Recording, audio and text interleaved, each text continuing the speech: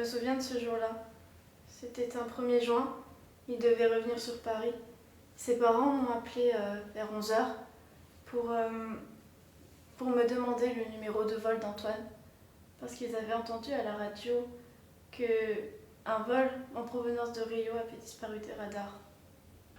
Donc on commence avec mes parents qui nous ont offert un voyage à Rio, en famille, mes 2 parents, mon petit frère. On est parti fin mai. On est fan de foot dans la famille, donc le stade Maracana, la plage d'El Prado, tout ça, c'est des destinations de rêve. Puis mon petit frère avait 6 ans à ce moment-là, donc ça forge les souvenirs. C'est incroyable. C'était incroyable. Ouais.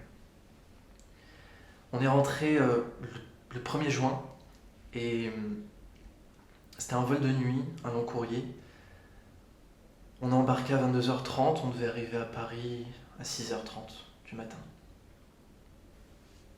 Je suis arrivée vers 16h30. C'était un cauchemar. Il y avait des journalistes et des caméras partout. Avec mon petit frère, on en avait gros. On en a gros, on voulait rester à Rio, on voulait kiffer, mais il fallait rentrer. Il avait peur en avion.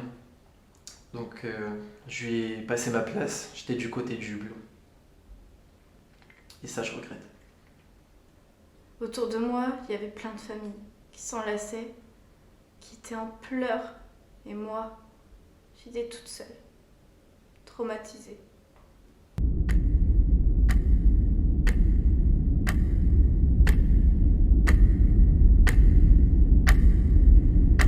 Donc à ce moment-là, on a tous dormi dans l'habitacle. Et j'ai perdu totalement la notion du temps. Je savais plus si ça faisait 1 heure, 2 heures qu'on avait décollé. Quand je me suis réveillé, j'ai commencé à entendre des bruits. Des grincements, des bruits de métaux. J'avais l'impression que l'avion se déchirait. J'ai retrouvé Ophélie, ma belle-sœur. Elle a sauté dans mes bras et là, elle m'a dit qu'il voulait me demander en mariage ce soir-là. Alors j'ai craqué. Je me suis posé plein de questions. Pourquoi l'avion a disparu? Pourquoi il m'a abandonnée? Qu'est-ce que j'ai fait pour mériter ça? Avec toutes ces turbulences violentes, on s'est tous réveillés. Tout le monde commençait à crier, tout le monde commençait à comprendre qu'il y avait un truc qui se passait. Ça, c'est un des derniers souvenirs que j'ai de l'avion. Et ce qui me brise le plus, c'est que l'un des derniers souvenirs que j'ai, c'est les cris de mon petit frère.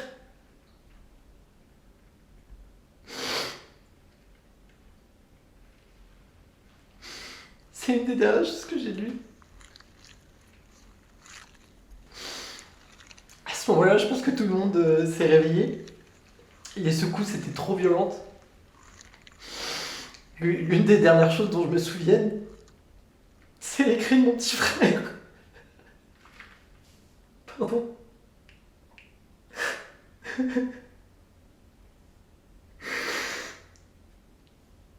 me souviendrai toute ma vie de ça parce que je voulais le protéger, je voulais le rassurer, mais c'est pas pu.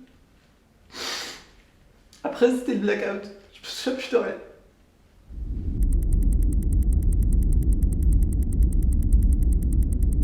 Je suis un survivant du crash Air France 447 Rio Paris.